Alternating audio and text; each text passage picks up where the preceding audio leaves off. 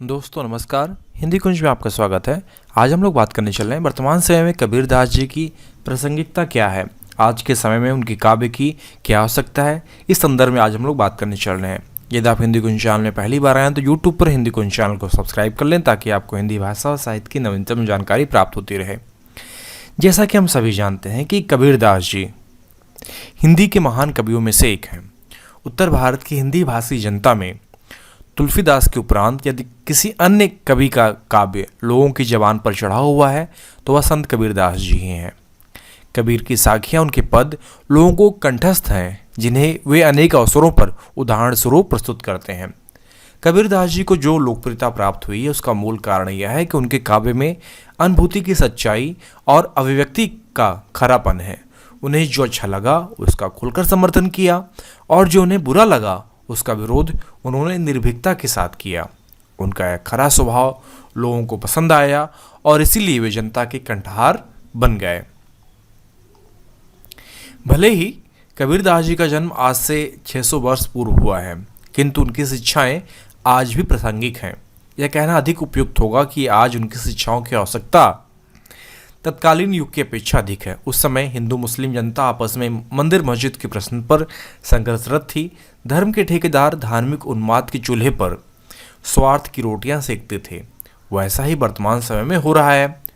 वोटों की कलसुत राजनीति ने इसे और अधिक गंदा कर दिया है। मंदिर मस्जिद के नाम पर सांप्रदायिक दंगे तब भी होते थे और आज भी हो रहे हैं। कबीरदास जी ने सर्वधर्म समभाव का संदेश दिया।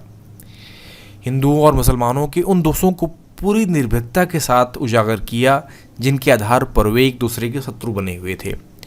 क्या आज हिंदू मुस्लिम समस्या सुलझ गई है? नहीं। तो आज कबीरदास आज भी हमारे लिए प्रासंगिक हैं। कबीरदास जी ने भक्ति का जो मार्ग दिखलाया उसको ध्यान में रखने पर कबीर की प्रासंगिकता में कोई कमी नहीं आती। कबीरदास जी ने किसी विशेष संप्रदाय या पूजा पद्धति का प्रचार नहीं किया, इसीलिए उनके परमेश्वर के लिए राम, कृष्ण, केशव, करीम, अल्लाह, खुदा, रहमान, गोविंद, माधव आज सभी प्रचलित नामों को ग्रहण किया और शुद्ध आचरण एवं निर्भीकता पर आधारित भक्ति का संदेश दिया।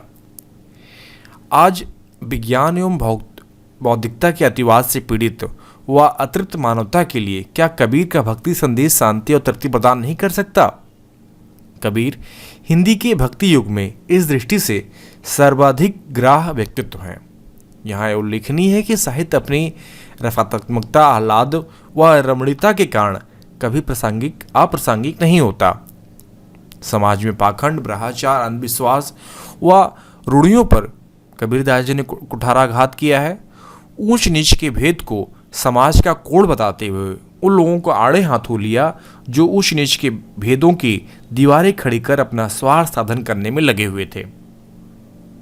छल, कपट, हिंसा, असत्य, अज्ञान, भ्रम का डटकर उन्होंने विरोध किया और निश्चित सत्य, अहिंसा, ज्ञान और विवेक का मार्ग दिखलाया। आज हमारे समाज में जो अतिवाद दिखाई दे रही है और हम लोग जिस धार्मिक विद्वेष के माहौल में जीवन यापन कर रहे हैं उसमें कबीरदास की शिक्षाएं अधिक प्रभावी भूमिका का निर्वाह कर सकती हैं।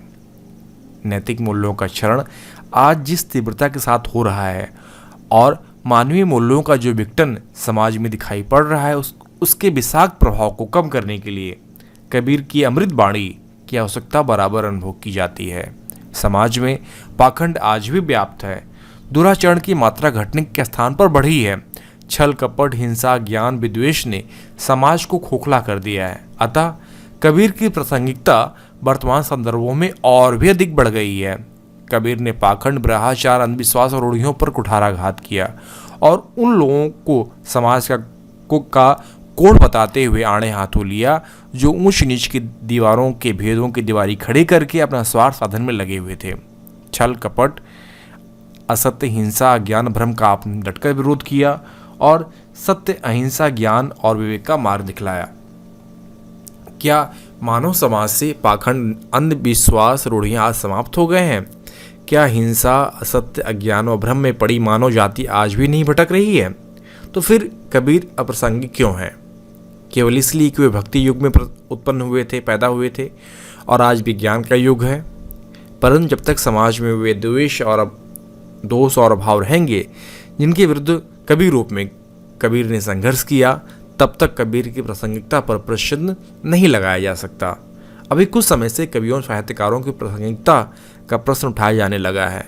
महान कवियों साहित्यकारों के संबंध में इस प्रश्न को उठाने की कोई आवश्यकता नहीं है।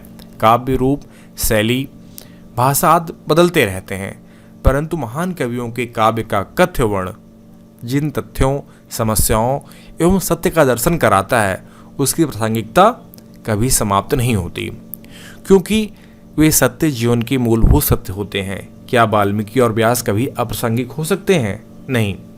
उन्होंने मानव की जिन आदर्शों का स्वप्न देखा है, उसे प्राप्त करने में मनुष्य जाति को न जाने कितने युग लग जाएंगे। वैज्ञानिक उपकरणों एवं सुख सुविधा के साधनों को जुटाकर भले ही आज हम प्रगति का दावा करें, किंतु हम मानवता के मोर्चे पर रंच मात्र भी प्रगति नहीं कर पाए हैं।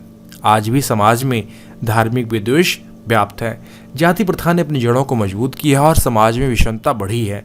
समरसता हमें कहीं नहीं दिखाई देती। ऊंच नीच की भावना वर्तमान समय में खान पान के स्तर पर चाहे समाप्त हो रही हो, किंतु विवाह संबंधों में अभी तक जाति वर्ण ही प्रमुख है। ऐसी स्थिति में कबीर दास जी की प्रासंगिकता पर कोई प्रश्न नहीं लगाया जा सकता। वे कल ही प्रासंगिक थे, आज भी प्रासंगिक हैं और आने वाले कल में भी प्रासंगिक रहेंगे, या निसंकोच कहा जा सकता है। तो इस प्रकार हम इस वीडियो में जान पाए कि कबीर दास जी की वर्तमान में आवश्यकता क्या है, उनका काव्य आज क्यों प्रासंगिक है। आशा करता हूँ कि इस वीडियो के माध्यम से आपने उत्तरों को अपने परीक्षाओं में लिख पाएंगे। यदि आपको यह लेख लिखित रूप में चाहिए तो नीचे डिस्क्रिप्शन बॉक्स में लिंक दिया गया है, जहाँ पर जाकर आप यह लेख लिखित रूप में प्राप्त कर सकते हैं। और भी आप अपने अध्ययन और विषय से संबंधित और अधिक अध्ययन सामग्री चाहिए तो आप hindicoin.com को विजिट करें, जहां पर आपके लिए उपयोगी अध्ययन सामग्री उपलब्ध कराई गई है। साथ ही साथ आपसे निवेदन है कि यदि आप हिंदीकोइन चैनल में पहली बार आएँ तो यूट्यूब पर हिंदीकोइन चैनल को सब्सक्राइब कर लें, ताकि आपको हिंदी भाषा व साहित्य से जुड़ी अध्ययन सामग्री आपको प्राप्त होती रहे। धन्यवाद।